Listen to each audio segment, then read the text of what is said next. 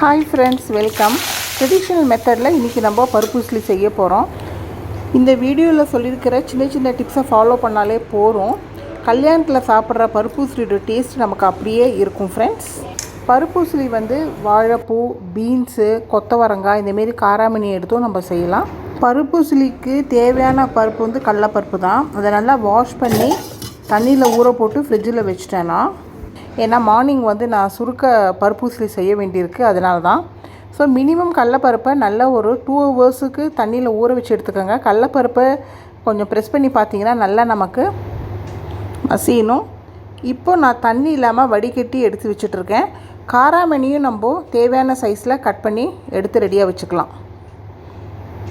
இப்போ ஃபஸ்ட்டு நம்ம இந்த தண்ணி நல்லா வடிஞ்சாச்சு இல்லையா, இந்த பருப்பை நம்ம மிக்ஸி ஜாரில் போட்டுக்கலாம். இதுக்கு தண்ணியெலாம் எதுவும் சேர்க்காமல் அரைக்கணும். பருப்பு ஊறி இருக்கு இல்லையா, அதில் இருக்கிற தண்ணியே போகிறோம்.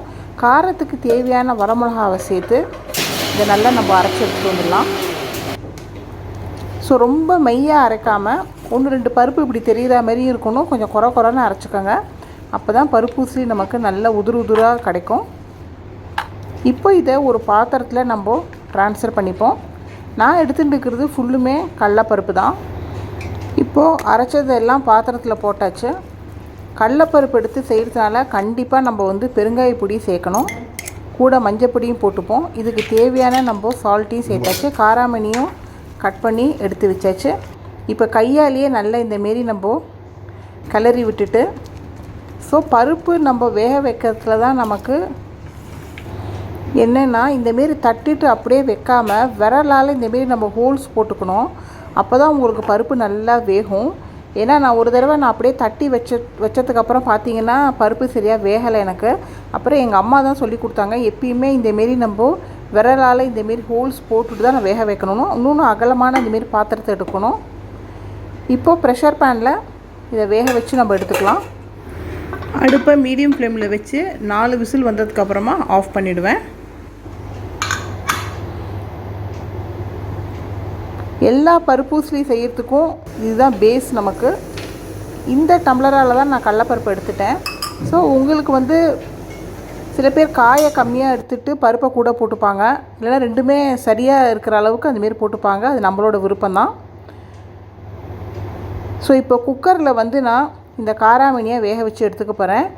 ஏன்னா நம்ம கடாயிலெல்லாம் வச்சு கிண்டிருந்தோன்னா ரொம்பவே லேட் ஆகும். இப்போ இதுக்கு தேவையான நான் சால்ட்டையும் சேர்த்து கொஞ்சமாக இதில் தண்ணியை விட்டு வேக வச்சு நான் எடுத்துக்கிறேன். ஸோ அந்த சைடில் நம்ம பருப்பை வேக வச்சுருக்கோம். இங்கே இப்போ நான் காராமணியை வேக வைக்கிறதுக்கு ரெடி பண்ணி வச்சாச்சு. இப்போ இந்த ப்ரெஷர் பேனை நம்ம ஓப்பன் பண்ணி பார்க்கலாம். பாருங்கள், பருப்பு நல்ல ஒரு ஷைனிங்காக தெரியுது, நல்லா வெந்திருக்கு நமக்கு. இதை நல்லா இப்போ நம்ம ஆற வச்சுட்டு அதுக்கப்புறமா நம்ம எடுத்துகிட்டு வரலாம். இங்கே பார்த்தீங்கன்னா காராமணியும் நமக்கு குக் ஆயாச்சு. ஜஸ்ட் நான் ஒரு விசில் தான் நான் விட்டுருக்கேன். இதுவும் தண்ணி இல்லாமல் வடிகட்டி நம்ம எடுத்து வச்சுக்கணும். பருப்பு நல்லாவே நமக்கு ஆறியாச்சு. இப்போ இந்தமாரி ஒரு கரண்டியால் எடுத்து நம்ம பருப்பெல்லாம் நல்லா நம்ம உதுத்து விட்டுக்கணும். இந்த பருப்பை நம்ம மிக்சியில் போட்டு அரைச்சிட்டு வந்துட்டோம்னா ரொம்ப பவுடர் ஆகிடும். ஸோ அந்தமாரி இல்லாமல் கையாலே நல்லா இந்தமாரி உதுத்து விட்டுக்கலாம்.